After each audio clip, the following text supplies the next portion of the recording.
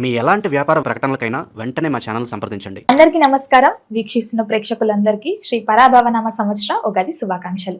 ప్రస్తుతం మనతో పాటు ఉన్నారు ప్రముఖ తంత్ర జ్యోతిష్యులు, జ్యోతిష్య రత్న, జ్యోతిష్య సామ్రాట్ చింత రుక్మందర్రావు గారు. గురుగారితో మాట్లాడదాం. నమస్కారం గురుగారు. మాతృదేవోభవ, పితృదేవోభవ, ఆచార్య దేవోభవ. ఓం నమో మాందేశ్వరాయ నమః. అందరూ బాగుండాలి, అందరికీ మంచి జరగాలి. గురుగారు, ముందుగా మీకు ఉగాది శుభాకాంక్షలు అండి. మీకు కూడా ఉగాది శుభాకాంక్షలు. అలాగే మన ఛానల్ తరపున ఉన్నటువంటి అందరికీ, ఈ తెలుగు రాష్ట్రంలో ఉన్న ప్రతి తెలుగు ప్రజలందరికీ కూడా శ్రీ పరాభవనామ సంవత్సర ఉగాది శుభాకాంక్షలు తెలియజేస్తున్నాను. గురుగారు, ముఖ్యంగా ఉగాది అనగానే ప్రతి ఒక్కరికి గుర్తుకొచ్చేది పంచాంగం. ఈ సంవత్సరం మాకు ఎలా ఉండబోతుంది, ఎలాంటి జాగ్రత్తలు తీసుకోవాలి, ఆదాయం ఎలా ఉంది, శత్రుబాధలు ఎలా ఉంటున్నాయని ప్రతి ఒక్కరు చూసుకుంటుంటారు కదా. మరి ఈ సంవత్సరంలో, ఈ పరాభవ సంవత్సరంలో నవగ్రహాల ప్రభావం మిథున రాశి వారికి ఎలా ఉండబోతుంది అంటారు? ఎలాంటి జాగ్రత్తలు తీసుకుంటే ఈ సంవత్సరం అంతా బాగుంటుంది అంటారు వాళ్ళకి? ఈ మిథున రాశి వాళ్ళకు ఈ పరాభవనామ సంవత్సరము ఉగాది నుంచి ఎలా ఉంది అని మనం తీసుకుంటే, ప్రతి ఒక్కరు కూడా ఈ పంచాంగం ఎలా ఉంటుంది, మనకు ఆదాయం ఎంత, వ్యయం ఎంత, రాజ్యపూజ్యము, అవమానము లాంటివి ఎక్కువగా చూస్తూ ఉంటారు. ఇందులో భాగంగా మిథున రాశి వాళ్ళకు ఆదాయం 8, వ్యయం 11. అదే రాజ్యపూజ్యం 1, అవమానం 7. అవమానం 7 అంటే 7 వీళ్ళు అదృష్టవంతులని అర్థం. అవమానం 7 అంటే అదే మీ గురుగారు. అంతే కదా. ఇప్పుడు కూడా విమర్శలు, సమస్యలు అద్భుతమైన ఆభరణాలు అవి మనిషిని అద్భుతంగా అభివృద్ధి చేస్తాయి. పొగడ్తలు మనిషిని ముంచేస్తాయి. అందుకు ఎవరి పొగడ్తలకు పడకూడదు. వాడేదో ఆశించే పొగుడుతున్నాను అర్థం. కాబట్టి విమర్శకుల నోళ్లకు ఊహించేటువంటి పర్ఫార్మెన్స్ చూపించాలని పట్టుదల పెరుగుతుంది. ఎవడో విమర్శించినప్పుడే తన సామర్థ్యం బయటపడేది. కాబట్టి వీళ్ళకు విమర్శకులు ఎక్కువ ఈ సంవత్సరం.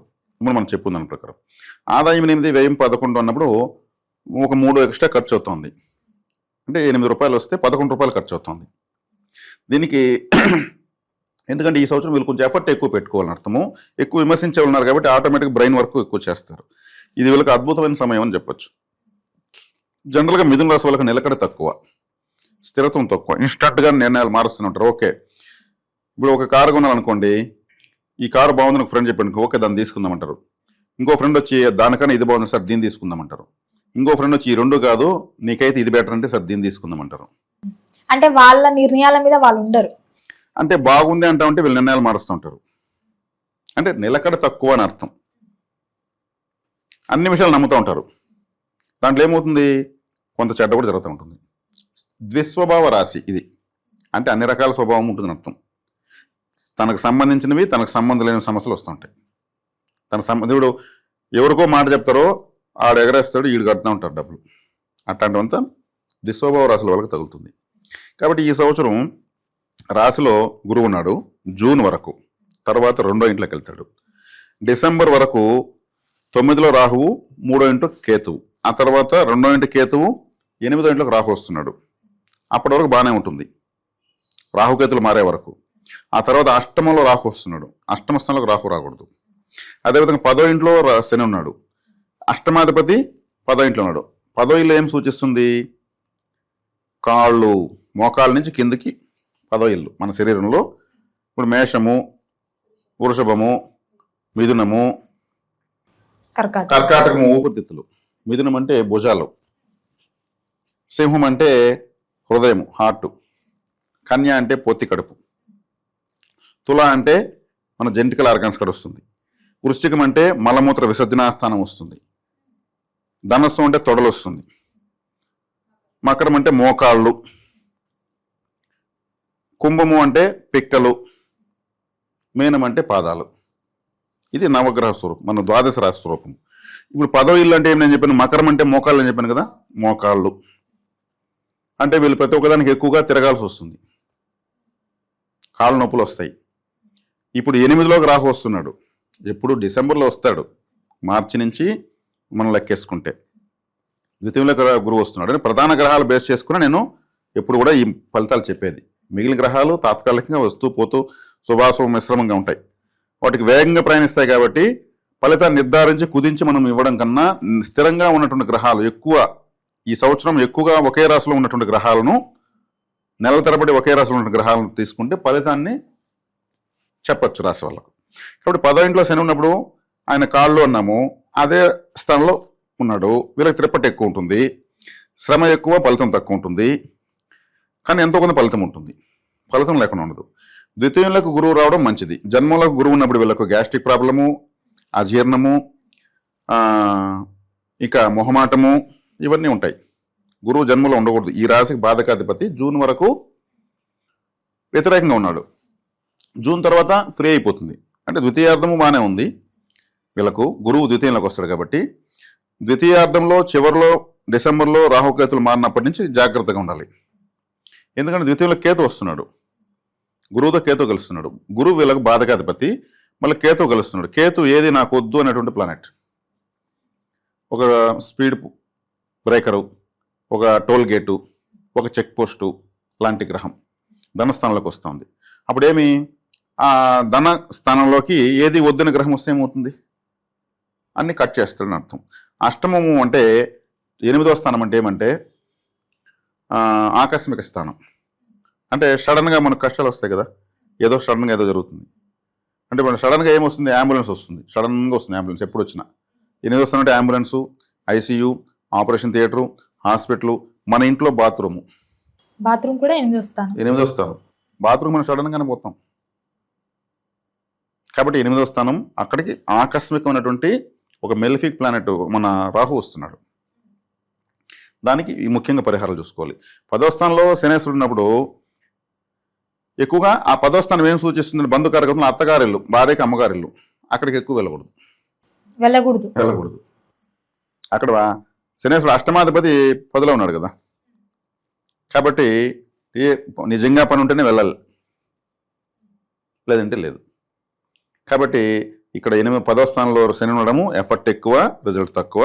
కానీ రిజల్ట్ తక్కువైనా రిజల్ట్ ఉంది. 2వ స్థానంలో గురువు ఉన్నాడు. ద్వితీయార్థంలో డిసెంబర్ వరకు బాగుంటుంది, ఫైనాన్షియల్గా మంచి గ్రోత్ ఉంటుంది. కేతు వచ్చినప్పుడు కొన్ని నిర్ణయాలు వీళ్ళకి వ్యతిరేకంగా తీసుకునే అవకాశం ఉంది. కేతు వచ్చాడు కాబట్టి ఏది వద్దంటాడు కదా, సరే ఇప్పుడు వదిలే మనం చూద్దామని అనుకోండి, దానివల్ల నష్టం ఎక్కువ ఉంటుంది. అంటే గ్రహ ప్రభావాలు అలా ఆలోచింపజేస్తాయి. అష్టమంలో రాహు ఉన్నాడు కాబట్టి ఆకస్మికంగా కొన్ని నష్టాలు జరిగే అవకాశం ఉంది. అదే అష్టమ స్థానం కూడా ఏం సూచిస్తుంది? ఇన్సూరెన్స్ని సూచిస్తుంది. అదే అష్టమ స్థానం లాటరీని సూచిస్తుంది. ఆకస్మికంగా వచ్చే లాభము అదే, ఆకస్మికంగా వచ్చే నష్టము అదే. కాబట్టి షేర్ మార్కెట్లో కేర్ఫుల్గా ఉండాలి. షేర్ మార్కెట్లో ఓ 1000 రూపాయలు పెట్టామనుకోండి, 10,000 వస్తుంది. అరే ఇప్పుడు కానీ 1,00,000 పెట్టుంటే 10 లక్షలు వచ్చి ఉంటుంది అనిపిస్తుంది. అప్పు చేసుకొచ్చి 1,00,000 పెడతారు, 1,00,000 పోతుంది, మొత్తం పోతుంది. షేర్ మార్కెట్ అంటే దాని అంత పెద్ద మైండ్ గేమ్ ఇంకొకటి లేదు. ప్రపంచంలో షేర్ మార్కెట్కి మించినటువంటి మైండ్ గేమ్ ఇంకొకటి లేదు. కాబట్టి షేర్ మార్కెట్, షేర్స్, ముఖ్యంగా బెట్టింగ్స్, గుర్ర పందాలు, ఈ గ్యాంబ్లింగ్ అంటే జోదం ఆడము, ఇవన్నీ రాహువే. All mafias రాహువే. ఆయన అష్టమంలో ఉన్నాడు, ఆకస్మిక స్థానంలో. వీళ్ళు ఎవరికి చెప్పకుండా రహస్యంగా ఇంట్లో కూడా తెలియకుండా పెట్టుబడి పెట్టి 1 కోటి రూపాయలు సంపాదించదని పెట్టి ఆ సైలెంట్కి వెళ్ళిపోతుంది, ఎవరికి చెప్పుకోలేరు. 3వ కంటి తెలియకుండా లోపల బాధపడుతూ ఉంటారు. అష్టమ స్థానంలో రాహు ఉంటే ఆ పని చేస్తాడు. రాహు అంటే మోసము, దగ, కుట్ర. ఆయన ఏం చేశాడు? దుస్థానము, 8వ స్థానం అంటే దుస్థానంలో ఉన్నాడు. కాబట్టి వీళ్ళకు దుర్గారాధన చాలా ఇంపార్టెంటు. వీళ్ళ యొక్క బాత్రూమ్ శుభ్రంగా పెట్టుకోవాలి. బాత్రూము పూజ రూమ్ కన్నా అద్భుతంగా పెట్టుకోవాలి. ఎందుకంటే ఆకస్మిక స్థానం అక్కడ రాహు ఉన్నాడు. 8 ఆకస్మిక అక్కడ రాహు ఉన్నాడు కాబట్టి ఎక్కువసేపు స్నానం చేయకూడదు బాత్రూంలో. పాటలు పాడుకుంటా, ఆడ కూడా ఆన్ చేసి పెట్టేసి ఇయర్ ఫోన్స్ పెట్టుకుంటూ స్నానం చేయగలడు. రాహు ఉన్నాడు ఇప్పుడు ఈ సంవత్సరం. అక్కడే కొంతమంది పోయి గంటలు కూర్చొని అన్ని ప్లానింగ్లు ఆడేస్తూ ఉంటారు. ఏం చేసుకోవాలంటే అక్కడ ఇప్పుడు అక్కడ ఆలోచనలు తగ్గించాలి. 8వ స్థానంలో అక్కడ పాపగ్రహం వచ్చింది. మన ఇంట్లో ద్వాదశ స్థానాలు ఉంటాయి. నేను ఎట్టయితే మన దేహానికి చెప్పానో మన ఇంటికి కూడా మేషము, వృషము అన్నీ ఉన్నాయి, నవగ్రహ స్థానాలు ఉన్నాయి. ఆ గ్రహాలకు ఇబ్బంది కలగకుండా రూములు, గడపలు, కిటికీలు పెట్టడమే వాస్తు బాగా పెట్టడం. నాకు ఇక్కడ పెట్టుకుంటే నాకు కన్ను నింటని పెడితే అక్కడ ఒక గ్రహానికి ఆగ్రహానికి గురి కావాల్సి వస్తుంది. మనకు నచ్చినట్టు వాస్తు ఉంటుంది, వాస్తుకు అనుగుణంగా మనం ఉండాలి. కాబట్టి 8వ స్థానంలో రాహు ఉన్నాడు. నవగ్రహ వాస్తు కాబట్టి ఇంకోసారి వీడియో మనం చేద్దాం, ఇబ్బంది లేదు. అది మంచి నాలెడ్జ్ ఇచ్చేద్దాం. ఎవరికి వాళ్ళ వాస్తు పండితులు అయిపోవాలంతే, ఎవరు నమ్మి డబ్బులు పోగొట్టుకోకూడదు. కాబట్టి ఇక్కడ వీళ్ళు లాటరీలు, బెట్టింగ్స్, జూదాలు, ఈ గుర్ర పందాలు లాంటి వాటి జోలికి వెళ్ళకూడదు, దూరంగా ఉండాలి. బెట్టింగ్స్లో అసలు యువత చాలా మంది చెడిపోతున్నారు. దీనికంతా రాహువే కారణం. కాబట్టి తీసుకోవాల్సిన జాగ్రత్తలు, రాహుకి పరిహారము. శనేశ్వరుడి పరిహారం అత్తగారింటికి పెద్దగా వెళ్ళకూడదు, ఎఫర్ట్ ఎక్కువ పెట్టాలి. 100 రూపాయలుగా మనకు 100 రూపాయలు కాబట్టి 1000 రూపాయలు కష్టం పెట్టాలి, అప్పుడు 100 వస్తుంది. అప్పుడు 1000 రూపాయలు కాబట్టి 10,000 రూపాయలు కష్టం పెట్టాలి. అంటే ఎఫర్ట్ పెట్టాలని అర్థం. ఆ ఎఫెక్ట్ పెట్టినా కానీ రావట్లేదు కదా గురుగారు. అంటే తక్కువ వస్తుంది, ఎఫర్ట్ పెట్టి తక్కువ వస్తుంది. ఎంత వస్తుందో చూసుకుంటే దానికి ఇంకా ఎక్కువ ఎఫర్ట్ పెట్టాలని అర్థం ఇక్కడ. ఇది ఫ్యూచర్లో వీళ్ళకి ఉపయోగపడుతుంది. ఏ కంపెనీ అన్నా ఉద్యోగస్తులు తీసుకుంటే అనుభవం ఉండే వాళ్ళు, మీ ప్రీవియస్ ఎక్స్పీరియన్స్ ఏంటి, ఏ కంపెనీలో పనిచేస్తామంటే ఆ ప్రీవియస్గా ఒక 4 ఏళ్ళు పనిచేస్తుంటే ఎక్కువ జీతం ఇస్తే తీసుకునేస్తారు. అట్లా వీళ్ళ అనుభవం వీళ్ళకి పనికి వస్తుంది. రెండో ఇంట్లో ఒక గురువు వస్తున్నాడు, ఫైనాన్షియల్గా అవకాశాలు దొరుకుతాయి, వివాహాలు అవుతాయి, ఇంకా పిల్లలు పుడతారు. వీళ్ళకు మంచి స్పీకర్స్ ఎవరైనా ఉంటే, ఈ మిథున రాశిలో పుట్టి మంచి స్పీకర్స్ ఉంటే వాళ్ళకు కోచెస్గా ఒక ట్యూషన్ మాస్టర్ కావచ్చు, ఒక కోచింగ్ సెంటర్ కావచ్చు, ఇటువంటి పెట్టుకోవడానికి అవకాశాలు వస్తాయి. ఇటువంటి ఫీల్డ్లో ఉన్న వాళ్ళతో డెవలప్ అయిపోవచ్చు. ఇప్పుడు ఇదే మిథున రాశిలో పుట్టి టీవీ యాంకర్లుగా ఉంటారు, వాళ్ళకి మంచి గ్రోత్ వస్తుంది. రెండో ఇంట్లో మాటలో గురువు వస్తున్నాడు కదా, మంచి గ్రోత్ వస్తుంది. అంటే మనం కొన్ని నెగిటివ్స్ చెప్పాము, పాజిటివ్స్ ఉన్నాయి, పూర్తిగా నెగిటివ్ ఎవరికి ఉండదు. మిథున రాశి వాళ్ళు దుస్వభావం అంటే అన్నీ ఆలోచిస్తూ ఉంటారు, మంచి చెడు అన్నీ ఆలోచిస్తూ ఉంటారు, కాబట్టి నిలకడ తక్కువ. కానీ ఇందులో వీళ్ళు బెనిఫిట్ గురువు ద్వారా పొందుతారు. కేతు రెండో ఇంట్లో కూడా వైరాగ్యం వస్తుంది. ఆ వైరాగ్యం కోసం ఏం చేయాలంటే, వీళ్ళకి ఆదాయం కావాలనుకుంటే 10% దానం చేసేయాలి. ఏది నాకు వద్దు అనే ప్లానెట్ అని చెప్పాను కదా, కేతు ఏది నాకు వద్దు అంటాడు కదా, వస్తున్న ఆదాయంలో 10% దైవ సేవ లేదా సమాజ సేవ అనుకున్నాను అనుకోండి, అంటే దేవుడిని పార్ట్నర్గా పెట్టుకుంటాడు మైండ్లో, అంతే కదా, అంతే. అది మైండ్లో ఉంటాడు ఆయన పార్ట్నర్, అడుగుతూ ఉంటాడు నా 10% నాకు ఏంటంటే ఉంటాడు, ఇచ్చేసాం అనుకో మళ్ళీ ఇంకో పని చేయిస్తాడు. అంటే దైవ బలం ఉన్నటువంటి గ్రహాలు ద్వితీయంలో కలుస్తున్నాయి, గురువు కేతువు. డిసెంబర్ తర్వాత అప్పుడు ఆ ప్రాంతంలో కేతు వస్తున్నాడు. కాబట్టి కేతు ఎప్పుడు ఆపుతాడు కదా, ఎప్పుడు ఆపడంటే దైవబలం, దైవ పరిహారం చేసుకుంటే, దైవానికి సేవ చేసుకుంటే అప్పుడే. దైవ చింతన కలుగుంటే కేతు సూపర్గా పనిచేస్తాడు, ఇంక దేనికి పనిచేయడు ఎవరికైనా. కేతు అంటే సన్యాసి అని చెప్పాను కదా, సన్యాసి అంటే అన్ని నాకు వద్దు అనేవాడు కదా అర్థము. కానీ ఆ సన్యాసి ఏం కావాలంటాడు, నాకు దేవుడు కావాలంటాడు. ఆలయాలు, హిమాలయాలు, పీఠాలు, ఆశ్రమాలు ఇట్లా తిరుగుతూ ఉంటారు వాళ్ళు, దేవుడు చుట్టూ తిరుక్కుంటూ ఉంటారు, ఇంకేం వద్దు నాకు అంటూ ఉంటారు. కాబట్టి దైవ సేవ చేస్తే కేతు అనుకూలైపోతాడు, అంటే ఆశీర్వదిస్తాడు దేవుడు.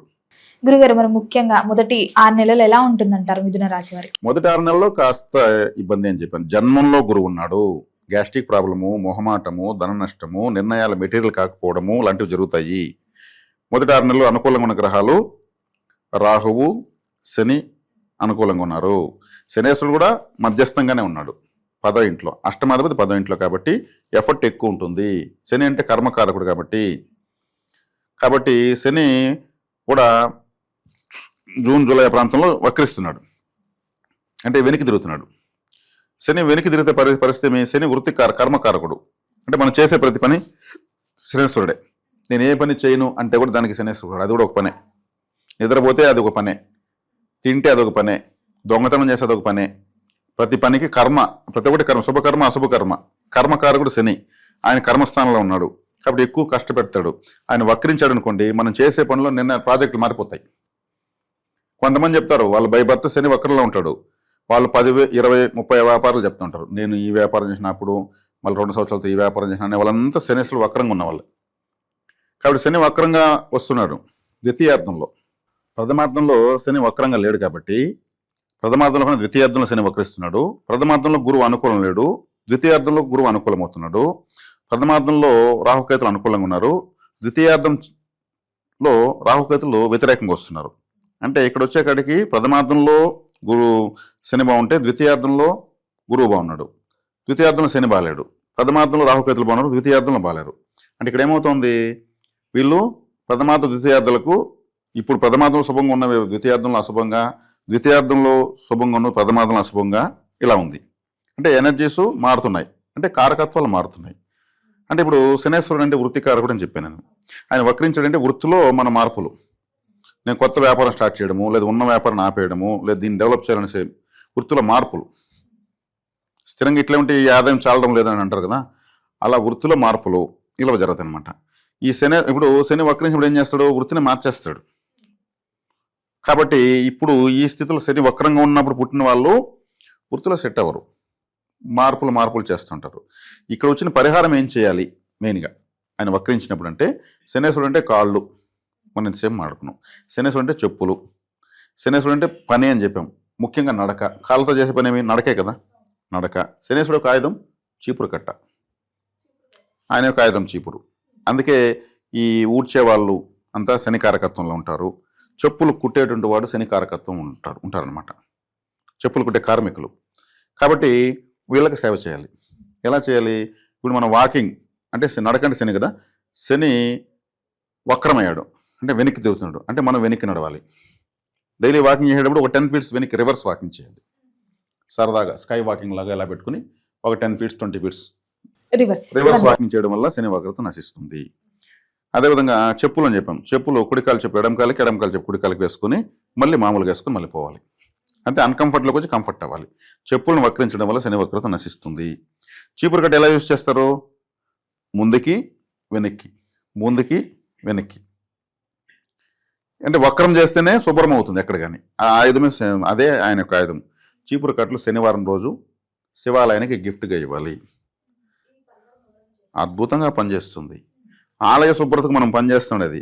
లోపల విగ్రహానికి అందరూ అభిషేకం చేస్తారు, ఆలయానికి ఊరు చేస్తారు అభిషేకము. కాబట్టి చీపురు కట్టలు ఇవ్వడం వల్ల మనం కారణమవుతాం. ఆలయం ప్రతిరోజు శుభ్రమవుతూనే ఉంటుంది. ప్రతి శనివారం ఇవ్వడం వల్ల అంటే మొదటి శనివారం శివాలయానికి ఇవ్వాలి. నెలకు ఒక ఆలయానికి ఇస్తూ ఉండొచ్చు, మిగిలిన ఆలయాలకు. ఓ సంవత్సరంలో ఏమవుతుంది, ఓ 10 ఆలయాలు మన వల్ల శుభ్రమవుతాం అంటే గ్రహాలు వ్యతిరేకంగా పనిచేస్తాయి. అసలు చెయ్యి అద్భుతమైన పరిహారం. అంటే గురుగారు మొదటి శనివారం అంటే అమావాస్య తర్వాత వచ్చిన మొదటి శనివారమా? మీరు ఇవ్వాలనుకుంటే ఏ రోజు ఇస్తే అదే మొదటి శనివారం. నెక్స్ట్ శనివారం వచ్చింది అనుకోండి, మీరు ఇచ్చినారనుకోండి, మీరు ఇచ్చిన మొదటి శనివారం అవుతుంది. అట్లా కౌంట్ చేస్తారు. సేవ చేయాలంటే వారాలు, తిథులు, నక్షత్రాలు, దుర్ముహూర్తాలు, వర్జ్యాలు, రావుకాలం ఏమకంటే అవసరం. సేవకు అడ్డం ఏది లేదు. శనివారం రోజు మీరు సమర్పించవచ్చు. ఇక్కడ గుడికి దానం ఇస్తున్నానని చెప్పకూడదు. మనం ఇస్తే దానం తీసుకునే పరిస్థితి దేవుడు ఎక్కడ ఉంటాడు? సమర్పణ, కానుక ఇవ్వడం. అలా మేము నెలకు కాలానికి ఇస్తామంటే చక్కగా ఆలయాలు శుభ్రమవుతూ ఉంటే దేవతానుగ్రహం లోడ్ అవుతుంది మన జీవితానికి. కాబట్టి శని వక్రమైనప్పుడు చేసిన కారకత్వాలు. అదేవిధంగా చెప్పులు కుట్టే కార్మికులు ఉంటారు. వాళ్ళు ఎండకు, గాలికి, దుమ్ముకి, ధూళికి ఒక చిన్న అంబ్రెల్లా పెట్టి కూర్చో ఉంటారు. దాన్నే నమ్ముకుంటారు. చెప్పును బట్టి నమ్ముకొని బతుకుతున్నారు. సాక్షాత్ శనేశ్వరుడు అనుకోవాలి, శని భగవాన్లు అనుకోవాలి. శనేశ్వరుడుగా శని భగవాన్లు వాళ్ళు. వాళ్ళకి ఏదన్నా వాటరు, ఫుడ్. వాటర్ అంటే ఇప్పుడు చంద్రుడే కదా, చల్లగా వాళ్ళకి వెళ్తుంది. ఫుడ్ వెళ్తే డబ్బులు ఇవ్వచ్చు, 100 రూపాయలు కూడా ఇవ్వచ్చు, నష్టమేం లేదు. ఆలయాల్లో చెప్పుల కౌంటర్ ఉంటుంది. కౌంటర్లో పనిచేస్తూ ఉంటారు. చెప్పుల కౌంటర్లో మనిషి చెప్పులు తీసి భద్రంగా పెట్టి మనం వచ్చేవారు దాన్ని కాపలా కాసి మళ్ళీ మన చెప్పులు మనకి ఇస్తారు. వాళ్ళకి ఇవ్వరు డబ్బులు, అసలు ఉండిలో వేస్తారు వేలకు వేలు. వాళ్ళకి ఏదైనా ఇవ్వాలి. వాళ్ళ పిల్లలు ఉంటారు, వాళ్ళ ఫ్యామిలీ ఉంటుంది. ఆ చెప్పుల కౌంటర్లో పనిచేయడానికి ఎవరైనా ఇష్టపడతారా? కానీ వాళ్ళు దాన్ని ఎంతో గౌరవంగా చేస్తారు. వాళ్ళని మనం గుర్తించామనుకోండి, శనేశ్వరుడు యాక్టివేట్ అవుతాడు. ఇక్కడ ఏకంగా ఒక ప్లానెట్.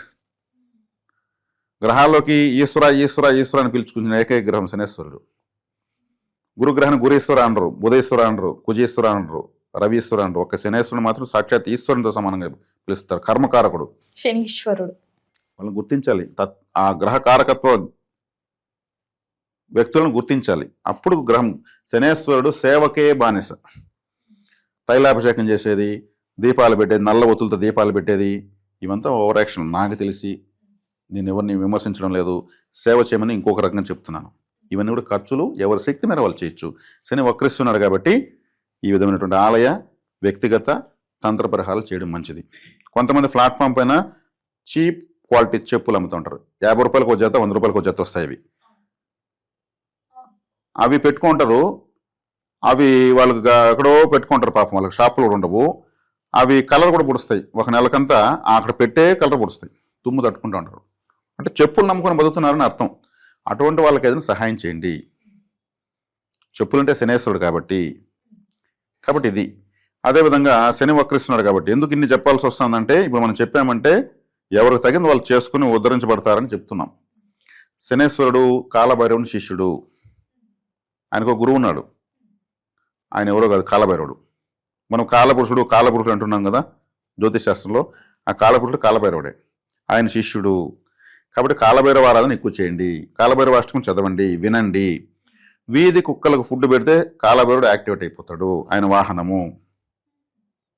కాలభైరవుడు అనుగ్రహం కావాలంటే పోయి ఎక్కడో కాశీకో ఇంకో చోటకు పోల్స్ పనిలా. మన ఇంట్లో వీధిలో కుక్కలకు ఫుడ్ పెడతా ఉంటే కాలబడి యాక్టివేట్ అవుతాడు. రియల్గా అవి తింటాయి కదా. ఆయన యొక్క వాహనాన్ని మనం సేవ చేస్తున్నాం కదా. కాలబడి సేవ చేసే వాళ్ళకి శనేశ్వరుడు అనుకూలమైపోతాడు. గురువు సేవ చేస్తున్నాం. ఇంకేం కావాలి అసలు పరిహారము? కాబట్టి శని వక్రం వృత్తికారకుడు, కర్మకారకుడు, అందరికీ వృత్తి వ్యాపారాలు బాగుండాలి కదా. కాబట్టి శనేశ్వరుడు వక్రిస్తున్నాడు కాబట్టి ఈ పరిహారాలు చేసుకోవాలి. గృహయోగం, వాహన యోగం ఉందంటారా? గృహ వాహన యోగాలకు సంబంధించి మధ్యస్థంగా ఉంది. ఎందుకంటే గృహస్థానాన్ని శని చూస్తాడు, అష్టమాధిపతి 4వ ఇంటిని చూస్తాడు. కాబట్టి గృహ వాహన యోగాలు సాధారణంగా ఉంది, అంత ఉన్నతంగా అయితే ఏం లేదు. రైతులకు ఎలా ఉందంటారు మరి? రైతులకు కష్టం ఎక్కువ, ఫలితం తక్కువ. శనేశ్వరుడే శ్రమ కర్మగ్రహం, అంటే రైతులు కష్టపడుతూ ఉంటారు కాబట్టి ఎక్కువ కష్టము, ఫలితం తక్కువ ఉంటుంది. నేను చెప్పినటువంటి శనిగ్రహ పరిహారాలు చేసుకుంటూ వస్తే ఇంకొంత ఎక్కువ ఫలితం తీసుకోవచ్చు. గురుగారు, మరి ముఖ్యంగా విద్యార్థులకు ఎలా ఉంటుందంటారు ఈ సంవత్సరం అంతా? విద్యార్థులు బాగుంది. అంటే ప్రాథమిక విద్య అంటే 2వ స్థానమే. అదే ఉన్నత విద్య అంటే కొంచెం హై స్కూల్ విద్య అంటే 4వ స్థానము. ఇంకా ఇంటర్ వరకు, ఇంటర్ దాటి డిగ్రీ, బీటెక్, ఎంటెక్, ఇంకేదో టెక్లు ఉంటాయి, అవన్నీ 9వ స్థానం. ఇంకా విదేశాల్లో పోయి చదివేటువంటి విద్యలు 12వ స్థానం. ఇప్పుడు ప్రాథమిక విద్యలో ఉన్నటువంటి విద్యార్థులకు గురువు అక్కడికే వస్తున్నాడు, ప్రాథమిక విద్యలోకి వస్తున్నాడు, బాగుంటుంది. కాబట్టి ఈ విద్యార్థులకు బాగానే ఉందని చెప్పచ్చు. విద్యాస్థానంలోకి గురువు రావడం అంటే వీళ్ళకి స్టూడెంట్స్కి, టీచర్కి బాగా కమ్యూనికేషన్ బాగుందని అర్థం. ఇప్పుడు స్టూడెంట్స్తో టీచర్ బాగున్నాడు అనుకోండి, వాళ్ళకి డౌట్లని ధైర్యంగా అడుగుతారు. అదే ఆ టీచరు ఇంతలా మీసాలు, ఇంత పెద్ద కళ్ళు పెట్టుకుని కూర్చుంటే మనం చూస్తారా, భయపడిపోతారు. ఆయన చూస్తే, ఆ సార్ని చూస్తే మాకు భయము, ఆయన ఏమనడు అని అట్టు ఉంటుంది. ఇవి చాలా ఇంపార్టెంట్. గురువే డైరెక్ట్గా విద్యాస్థానాలకు వస్తున్నాడు, విద్యార్థులు బాగుంది. కాబట్టి గ్రహకారకత్వం అనుకూలంగా విద్యార్థులకు ఉంది, విద్యలో మంచి ఉన్నతిని సాధిస్తారు. కుటుంబ వాతావరణం ఎలా ఉంటుంది? కుటుంబం అనే స్థానంలోకి గురువు వస్తుంది. విద్య, కుటుంబము, వాక్కు, ధనము అనే స్థానంలోకి, తిండి అనే స్థానంలోకి గురువు వస్తున్నాడు కాబట్టి వాటన్నిటికి లోటు ఉండదు. కుటుంబము అంటే భార్య పిల్లలు, లేదా స్త్రీలకైతే భర్త పిల్లలు, కాబట్టి వివాహం అవుతుంది. ఒక గృహస్థులు కావాలంటే, కుటుంబం ఏర్పడాలంటే, ఇప్పుడు ఒక అమ్మాయికి వివాహం అవుతుంది, ఆ అమ్మాయి వాళ్ళ అమ్మ వాళ్ళ రేషన్ కార్డులో నుంచి కట్ అయిపోతుంది పెండ్లి అయిపోయిన తర్వాత. ఆ కుటుంబం నుంచి రికార్డు స్కూల్లో మారిపోతాయి. ఆ ఇంట్లోకి వెళ్ళి మళ్ళీ యాడ్ చేసుకుంటారు. మీ ఊర్లో యాడ్ చేసినట్టు చూపించండి, సర్టిఫికేట్ తండి, ఇక్కడ మేము యాడ్ చేస్తాం. కాబట్టి కుటుంబ స్థానం బాగుంది. పెళ్ళిళ్ళు అవుతాయి, పిల్లలు కూడా పుడతారు. పెళ్ళైన వాళ్ళకు కుటుంబం ఏర్పడాలంటే ఒక అబ్బాయి అమ్మాయి పుడితే వీళ్ళ మధ్యలోకి ఒక గృహ ఫ్యామిలీ మెంబర్ వచ్చినట్టు. భార్య భర్త, మీకు పిల్లలు ఎంతమంది అంటారు కదా, పిల్లలు పుడతారు. అది కేతు వచ్చిన తర్వాత ఆభాషణలు కావడానికి, పిల్లలు ఆలస్యం కావడానికి అవకాశం ఉంటుంది. కేతు అంటే నాకేది వద్దని గ్రహం కదా, తడబాట్లు ఇస్తాడు. కేతువు తల్లే లేదు, తల్లలేనటువంటి హ్యాండిక్యాప్డ్ ప్లానెట్ అనమాట. ఆయన వచ్చినప్పుడు ఏమవుతుంది, పిల్లలు కూడా ఆటంకాలు ఏర్పడతాయి. కాబట్టి కేతు అంటే మోక్షకారకుడు కాబట్టి దైవ పరిహారం ఎక్కువ చేసుకోవాలి. విఘ్నేశ్వర ఆరాధన, సుబ్రహ్మణ్య ఆరాధన చేయాలి. ఈ విఘ్నేశ్వరుడు, సుబ్రహ్మణ్యేశ్వరుడు చేతిలోనే ఉంటాడు కేతు, ఇంకెవో చేతిలో ఉండడు, వాళ్ళిద్దరు కంట్రోల్లో ఉంటాడు. కాబట్టి సుబ్రహ్మణ్య ఆరాధన, విఘ్నేశ్వర ఆరాధన చేయాలి. గురుగారు, మరి మొత్తం మీద సంవత్సరం అంతా ఇంకా బాగుండాలంటే ఏ దైవాన్ని పూజించమంటారు, ఎలాంటి పరిహారాలు చేసుకోవచ్చు అంటారు? మిథున రాశి వాళ్లకు ద్వితీయ స్థానము అయినటువంటి కర్కాటక రాశి, కర్కాటకము ద్వితీయం అంటే ధనస్థానము, డబ్బులు కావాలి కదా. మనిషి ఎప్పుడు కోరుకునేది, ఎన్ని బాధలు డబ్బులు వస్తా ఉంటే ఆ బాధను మర్చిపోతాడు. ద్వితీయంలోకి గురువే వెళ్తున్నాడు, ధనకారకుడే వెళ్తున్నాడు. ఈ ధనకారకుడు వెళ్తున్నాడు కాబట్టి వీళ్ళు, ద్వితీయం అంటే కర్కాటక రాశి కాబట్టి చంద్రుడి యొక్క రాశి కాబట్టి, చంద్రుడికి అధిష్టాన దేవత అమ్మవారు. ఏ అమ్మవారు చూసినా పైన చంద్రుని పెట్టుకుంటుంది, చంద్రవంకిలా ఉంటుంది. ఆమె యొక్క ఒక ఆర్నమెంట్ లాగా చంద్రుని పెట్టుకుంటారు. కాబట్టి అమ్మవారిని ఆరాధించడం మంచిది. ప్రతి సోమవారము అమ్మవారి దగ్గరికి, శివాలయానికి వెళ్తే పార్వతీదేవిని, లేదు రాజరాజేశ్వరి దేవి, లలితాదేవి, గాయత్రీదేవి, సరస్వతీదేవి. ఎందుకు వీళ్ళని చెప్తున్నానంటే, ఇప్పుడు కాళికాదేవి, దుర్గాదేవి, చండీదేవి వాళ్ళ ఆయుధాలు, వెపన్స్ ఎత్తుకుంటారు. ఇక్కడ వెపన్స్ కాకుండా వడాపాయసం తినే దేవతలు చెప్తున్నాను నేను. వాళ్ళు నాన్ వెజ్ తింటారు. ఇక్కడ చంద్రుడు సౌమ్యగ్రహం. వీళ్ళు నమస్కారము, సమర్పణ, దీపము, ధూపము, పొంగలి ఇట్లాంటివి తింటారు వీళ్ళు ఈ స్వరూపాల్లో. కాబట్టి చంద్రుడికి సంబంధించినటువంటి ఈ యొక్క స్వరూపాలైనటువంటి సౌమ్యమైనటువంటి అమ్మవారిని ఆరాధించడం వల్ల ఆర్థికంగా బాగుంటుంది. వీళ్ళకి నచ్చిన దేవతను ఆరాధించుకోవచ్చు. గురుగారు, మొత్తం మీద మిథున రాశి వారికి సంవత్సరం అంతా ఎలా ఉండబోతుంది, ఎలాంటి జాగ్రత్తలు తీసుకోవాలి, ఎలాంటి పరిహారాలు చేయాలి తెలియజేసినందుకు ధన్యవాదాలండి. ధన్యవాదాలు.